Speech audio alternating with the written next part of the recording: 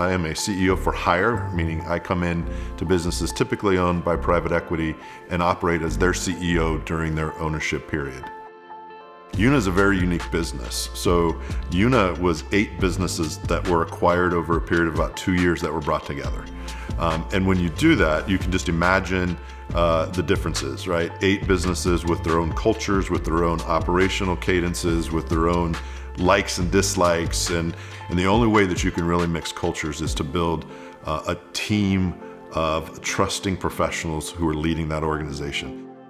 When you think about culture and when you think about an organization, one of the things that I've really learned, and I've used this at a couple of different places, is really that idea of the dysfunctions of a team. They really talk about 2 sides of the business. They talk about the smarts of the business and the health of the business.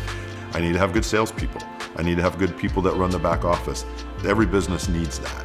But what really makes a business different is, can that business be healthy? And when you talk about healthiness, one key thing is trust. And it goes to trust among your leadership team, and it goes to trust among the organization. It starts at the top, and it starts with teams that trust one another and drive one another so that the culture can create a healthy organization, as is described in the dysfunctions of a team.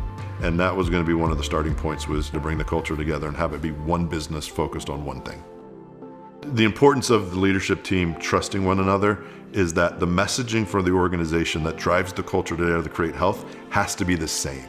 We have to be able to trust one another, that as we leave the room and we're sharing direction, we're sharing targets, we're sharing opportunities, it has to be the same message across the organization.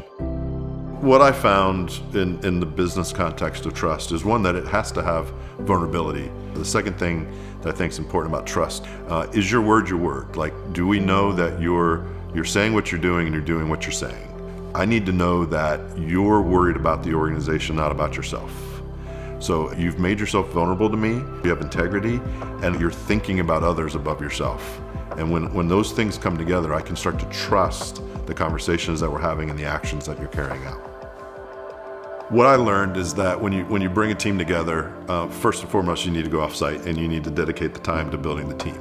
Not only did we just do an off-site one time and write some nice words on a board, but we created what we called the Euna way, where it's a definition of the business and the expectations of the business.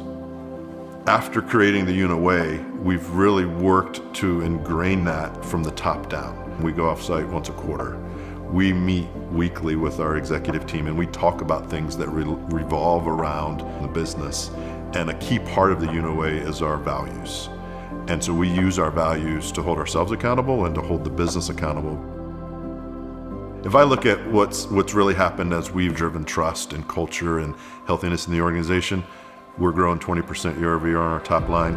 We went from losing money 18 months ago to making a 20% profit margin in that same 18 months. Our investors are bought into what we're doing. Our board is completely supportive, and we have an organization that is fully aligned, fully pulling in the right direction, and is rallying around what we call the Euna way. I think the first and most important thing for someone who might be overwhelmed or trying to figure out what to do is, don't feel like you need to go from dysfunction to function overnight. It is a process that takes time. Following key steps, working the pyramid on the 5 dysfunctions of the team, really taking the time in prayer, and then just start chunking them off one at a time. It's a process that you invest time in, you invest prayer in, you invest focus in, that ultimately you'll look back and it'll happen without even you realizing it. And you'll just wake up one day and things will be the way that you want them to be.